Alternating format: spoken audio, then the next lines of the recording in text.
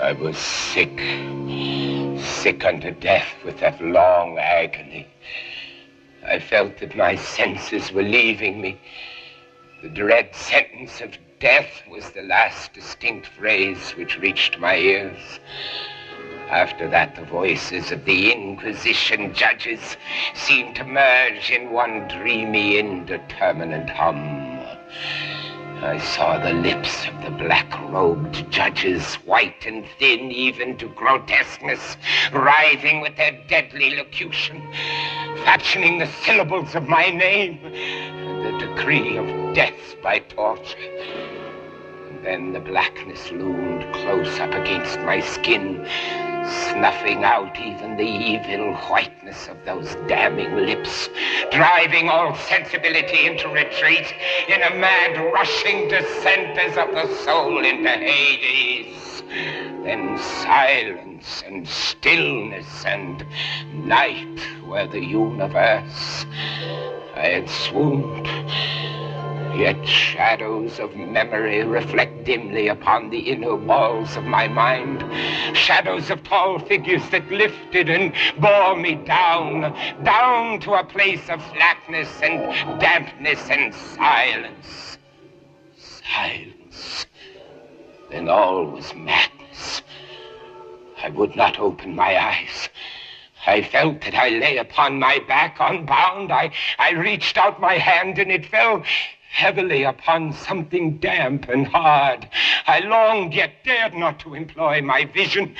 It was not that I feared to look upon things horrible, but that I grew aghast lest there should be nothing to see. At length, with a wild desperation at heart, I quickly unclosed my eyes. My worst thoughts were confirmed. The blackness of eternal night encompassed me. I struggled for breath. The intensity of the darkness seemed to oppress and stifle me. Perspiration burst from every pore and stood in big, cold beads upon my forehead. I thrust my arms wildly above and around me, clawing, grasping, reaching for something, either damnable or saving, but something.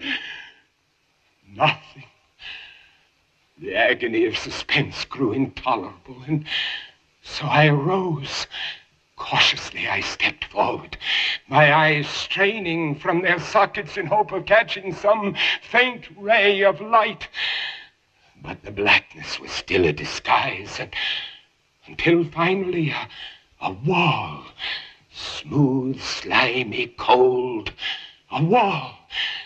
I followed it up, stepping with all that careful distrust inspired by the thousand vague rumors of the horrors of Toledo. Finally, I took courage. I resolved to quit the wall and to cross the enclosure in as direct a line as possible. The floor was treacherous with slime. I advanced cautiously, some 10 or 12 paces in this manner, when suddenly I stumbled and fell violently on my face. In the confusion attending my fall, I did not immediately apprehend a somewhat startling circumstance. It was this. My chin rested upon the floor of the prison, but my lips and the upper portion of my head touched nothing. At the same time, my forehead seemed bathed in a clammy vapor, and the peculiar smell of decayed fungus arose to my nostrils. I had fallen at the very brink of a circular pit. Groping about the masonry, just below the margin, I succeeded in dislodging a small fragment and let it fall into the abyss. Many seconds I waited and hearkened to its reverberations as it dashed against the sides of the chasm in its descent. At length there was a sullen plunge into water, succeeded by loud echoes. At the same moment there came a sound resembling a quick opening of a door overhead, while a faint gleam of light flashed suddenly through the gloom and as suddenly faded away.